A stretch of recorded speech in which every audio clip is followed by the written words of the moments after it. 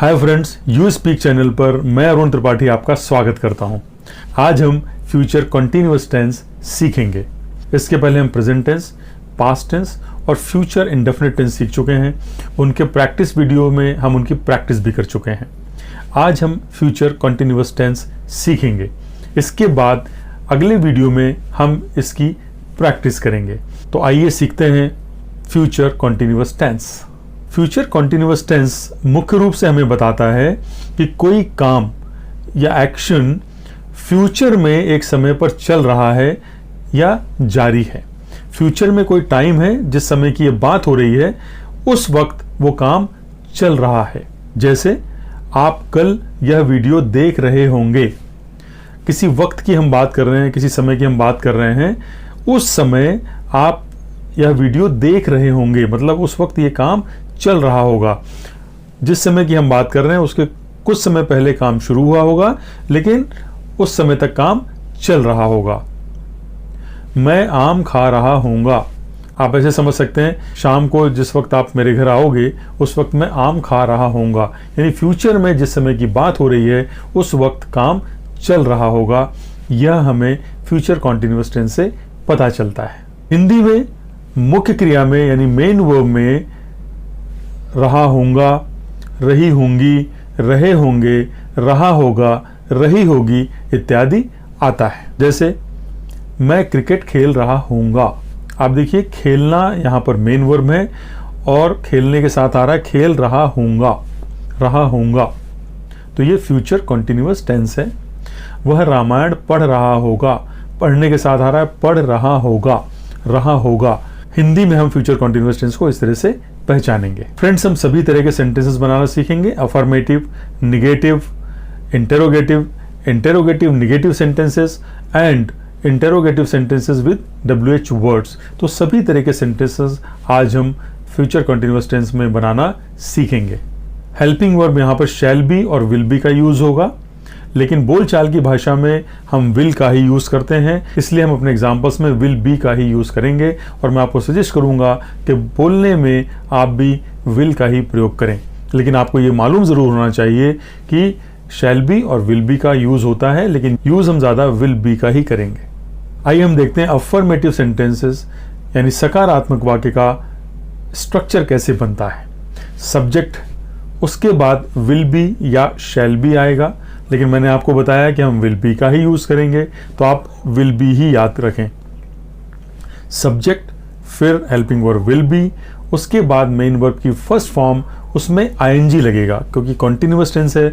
आपको मालूम है, आप प्रेजेंट टेंस में और पास्ट टेंस में पढ़ चुके हैं कि कॉन्टिन्यूअस टेंस में हमेशा वर्ब में आईएनजी लगेगा।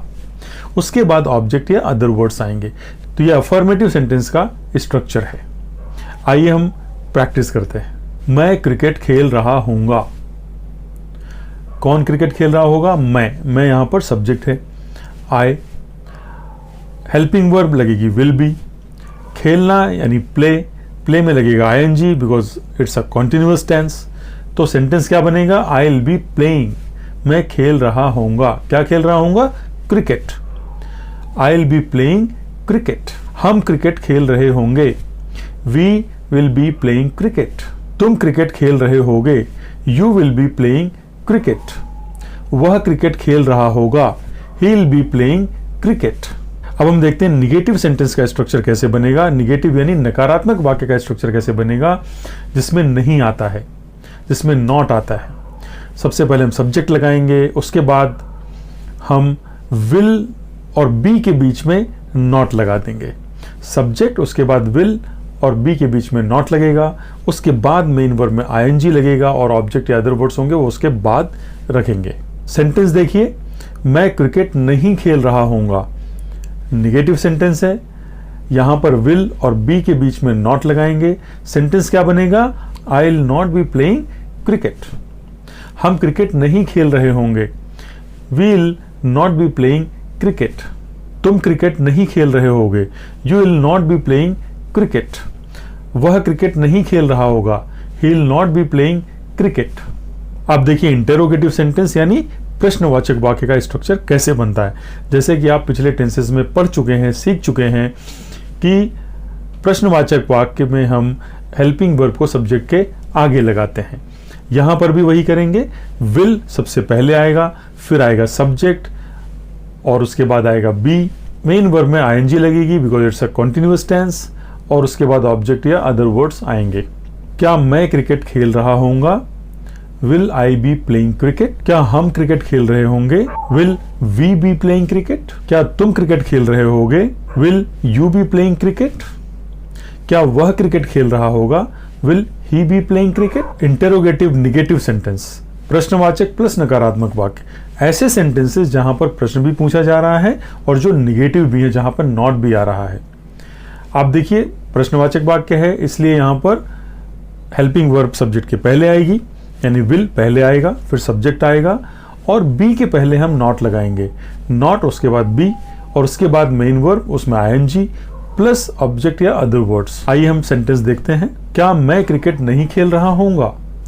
Will I not be playing cricket? क्या हम क्रिकेट नहीं खेल रहे होंगे? Will we not be playing cricket?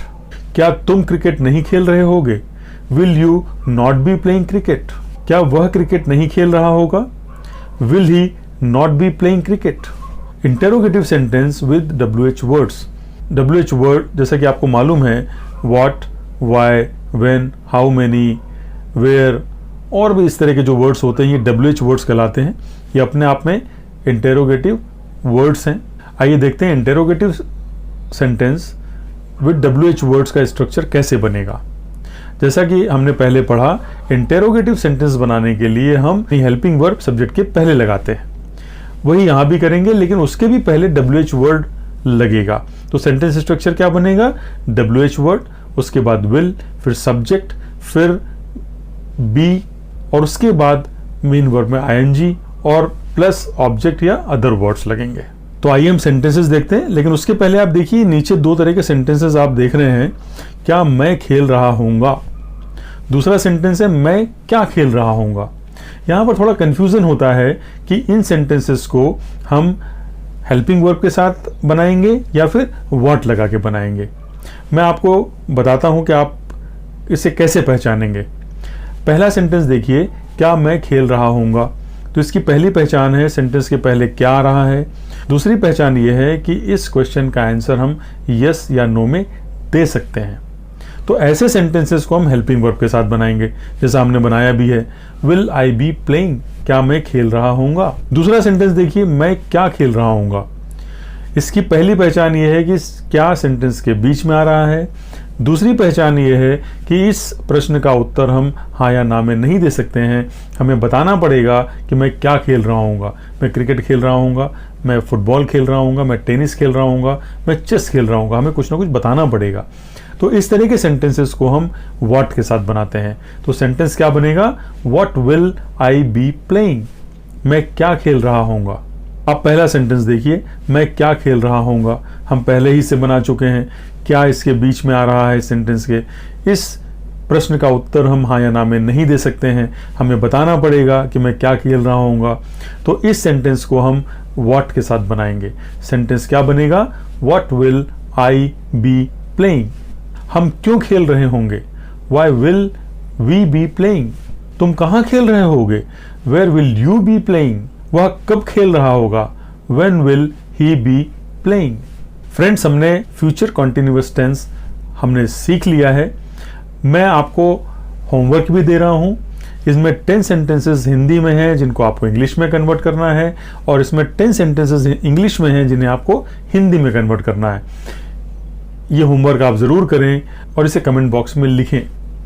इसी तरह के और भी सेंटेंसेस बनाइए, और आज से अभी से ही आप इस तरह के सेंटेंसेस बनाइए और बोलना शुरू करिए।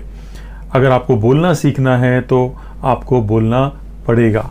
अगर आपने चैनल को अभी तक सब्सक्राइब नहीं किया है तो चैनल को सब्सक्राइब करिए और बेल आइकन ज़रूर प्रेस करिए, जिससे आने वाले वीडियोस के नोटिफिकेशंस आपको मिलते रहेंगे और कोई भी वीडियो मिस नहीं होगा।